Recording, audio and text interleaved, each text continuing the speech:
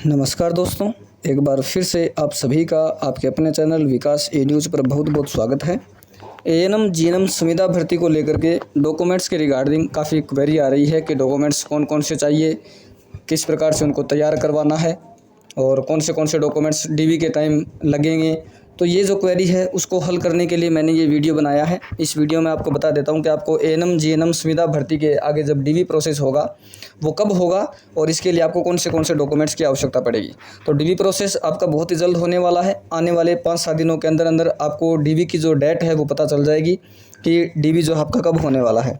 अब यदि डॉक्यूमेंट्स की हम बात करें कि आपको कौन से डॉक्यूमेंट्स तैयार करवाने हैं, कौन से डॉक्यूमेंट्स रेडी रखने हैं, तो सबसे पहली बात तो ये है कि डॉक्यूमेंट्स आपको ओरिजिनल चाहिएंगे।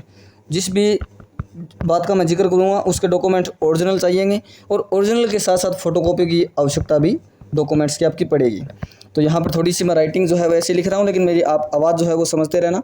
और इसमें सैलरी कितनी मिलती है वो भी मैं इस वीडियो में आपको बताऊँगा कि सैलरी आपको एएनएम जीएनएम संविदा के लिए सैलरी कितनी मिलेगी।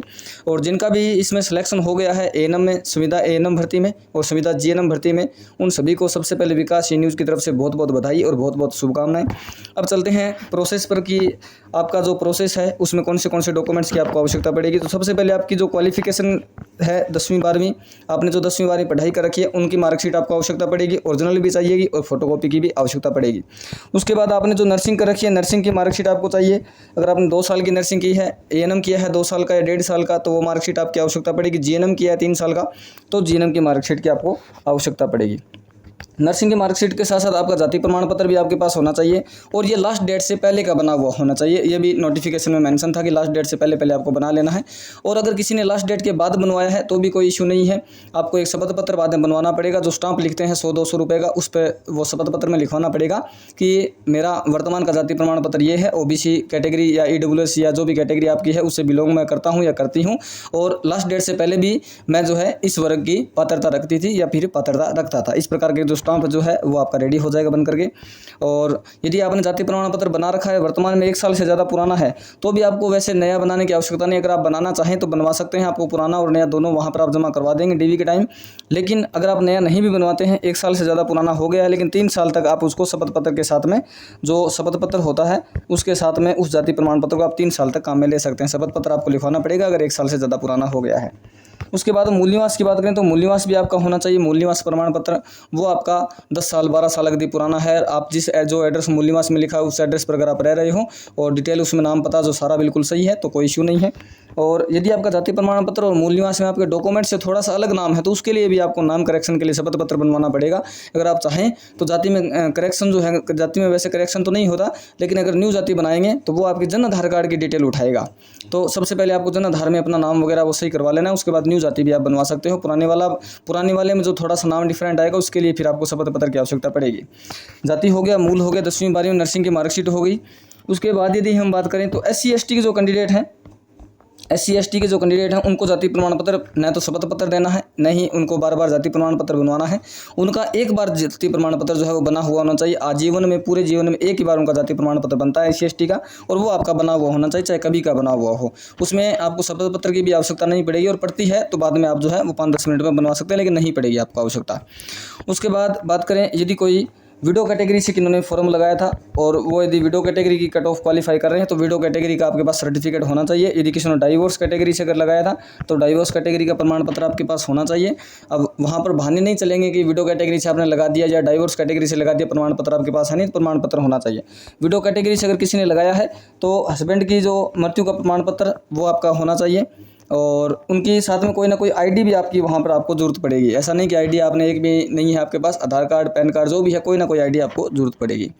उसके बाद आपका जो राजस्थान नर्सिंग काउंसिल का रजिस्ट्रेशन है ओरिजिनल वाला, वो अगर 31/12/2023 को एक्सपायर हो गया तो उसको भी आप अभी भी समय है रिन्यू कर लीजिएगा, रिन्यू रखिएगा, ताकि किसी प्रकार का कोई इश्यू नहीं है। रिन्यू आपका 2 या 3 दिन में हो जाता है, लेकिन जिसको प्रोसेस मालूम नहीं है वो चाहे 1 महीने तक अटका कर इसको बैठ जाए, लटका कर बैठ जाए, ये आपका रिन्यू नहीं होने वाला। 2 या 3 दिन का प्रोसेस है, 2 या 3 दिन में आपका सर्टिफिकेट रिन्यू भी हो जाता है, ऑनलाइन आपको स्लिप भी मिल जाती है।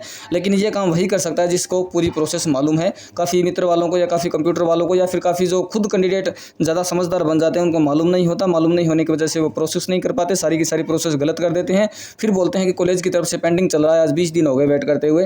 वो कॉलेज की तरफ से अगर पेंडिंग चल रहा है तो आपकी प्रोसेस ही आपने गलत की है, ऐसा होता ही नहीं है इसमें। अगर किसी को रिन्यू वगैरह करवाना हो तो आप मेरे इस नंबर पर व्हाट्सअप मैसेज कर देना, 3749 लास्ट के 4 डिजिट रहेंगे। और सर्टिफिकेट जो है अपना अप टू डेट रखिए, रिन्यू इसको रखिए 31/12/2023 या फिर 2022 जब भी आपका एक्सपायर हुआ हो इसको आप रिन्यू रखिएगा, या फिर पेमेंट की जो स्लिप है वो अपने पास जरूर रखिएगा। उसके बाद यदि हम आरएनसी राजस्थान नर्सिंग काउंसिल को लेकर कुछ कैंडिडेट्स के मन में थोड़ा सा डाउट है, वो भी मैं क्लियर कर देता हूं। जब ये एएनएम जीएनएम के फॉर्म भरे गए थे संविदा वाले, उसमें कुछ जो कैंडिडेट्स अपने भाई बंधु ऐसे थे जो कोई बिहार में जॉब करता है, कोई कहीं जॉब करता है और अपना रजिस्ट्रेशन भी उन्होंने वहाँ पर ट्रांसफ़र करवा रखा था। इस बीच उन्होंने क्या काम किया, जब ये वैकेंसी आई और फॉर्म की जब लास्ट डेट थी, उस लास्ट डेट से पहले उन्होंने राजस्थान नर्सिंग काउंसिल से स्लिप कटवा ली थी ट्रांसफ़र करने के लिए। तो उनको किसी प्रकार का कोई इशू नहीं है, जब आपका डीवी होगा उस समय तक आपका रजिस्ट्रेशन जो राजस्थान नर्सिंग काउंसिल में वैलिड हो जाना चाहिए। लेकिन कुछ कैंडिडेट ऐसे भी हैं जिन्होंने फॉर्म ये भर दिया, एग्जाम वगैरह भी हो गया और अभी यदि स्लिप कटवाई है या फिर लास्ट डेट के बाद स्लिप कटवाई है राजस्थान नर्सिंग काउंसिल में ट्रांसफ़र करवाने के लिए, तो उनको थोड़ा सा दिक्कत का सामना करना पड़ेगा, उनको समस्या का सामना करना पड़ेगा। लेकिन पहले ही जिन्होंने स्लिप कटवा ली थी और अब वर्तमान में कोशिश में लगे हुए ट्रांसफ़र करवाने के लिए, तो उनको किसी प्रकार की कोई दिक्कत नहीं होगी, वो आपका ट्रांसफ़र आपका हो जाएगा। ट्रांसफ़र आप करवा लीजिए उसको थोड़ी सी मेहनत और करके। अब अगर सैलरी की बात करें तो जीएनएम में जो कैंडिडेट सेलेक्ट हुए हैं उनको राजस्थान सरकार के द्वारा 18,900 रुपये सैलरी मिलेगी, और जो एएनएम में सेलेक्ट हुए हैं उनको सैलरी जो मिलेगी 13,150 रुपये मानदेय जो है, वेतनमान जो आपका रहने वाला है। तो जो डॉक्यूमेंट मैंने आपको बताए हैं वो रेडी करवा लीजिए, और ये डॉक्यूमेंट्स आपको ओरिजिनल और फोटोकॉपी इनकी आवश्यकता पड़ेगी। इसके अलावा यदि कोई डॉक्यूमेंट जैसे पैन कार्ड हो गया, बैंक पासबुक हो गया, वो भी आपके पास रेडी रखना है। और किसी प्रकार की कोई यदि आपके मन में क्वेरी है तो आप वो कमेंट बॉक्स में पूछ सकते हो। मैंने थोड़ी देर पहले एक व्हाट्सअप नंबर बताया था, उस नंबर का यूज़ आप सर्टिफिकेट रिन्यू करवाने के लिए कीजिएगा, या फिर कोई थोड़ा मोटा आपके मन में सवाल हो तो वो भी आप मैसेज में पूछ सकते हैं। जैसे समय मिलेगा मैं रिप्लाई करने की कोशिश करूँगा। इसके अलावा मुझे यदि किसी और डॉक्यूमेंट की आवश्यकता, जैसे मुझे मिलता है कि इस डॉक्यूमेंट की और आपको डीवी के टाइम आवश्यकता पड़ेगी, तो उसका मैं अलग से एक और वीडियो बना दूंगा, सेपरेट वीडियो उसके लिए अपलोड कर दूंगा। तो फिलहाल जो सूचना है वो यही है। और छोटी सी एक इन्फॉर्मेशन ये है कि आपको जब डीवी होगा तो उससे पहले एक स्क्रूटिनी फॉर्म भरना पड़ेगा, स्क्रूटिनी का, वो ऑनलाइन आपका भरे जाएगा। और ऑनलाइन भरने के लिए उसमें 100 रुपये या फिर 150 रुपये का एक ऑनलाइन पेमेंट भी होगा। जहाँ तक मानना है 100 रुपये का पेमेंट होगा ऑनलाइन, 100 रुपये का चालान ऑनलाइन कटेगा। तो ये जो फॉर्म होगा वो ऑनलाइन भरना पड़ेगा, कहीं नहीं आपको ई मित्र की शॉप या कंप्यूटर वाले की शॉप पे या फिर अपन मोबाइल से भी आप भर पाएंगे, ऑनलाइन ही आपको भरना होगा। और उसका एक जो पेमेंट फॉर्म भरने के बाद जो प्रिंट होगा वो प्रिंट आपको डीवी के टाइम आवश्यकता पड़ेगी।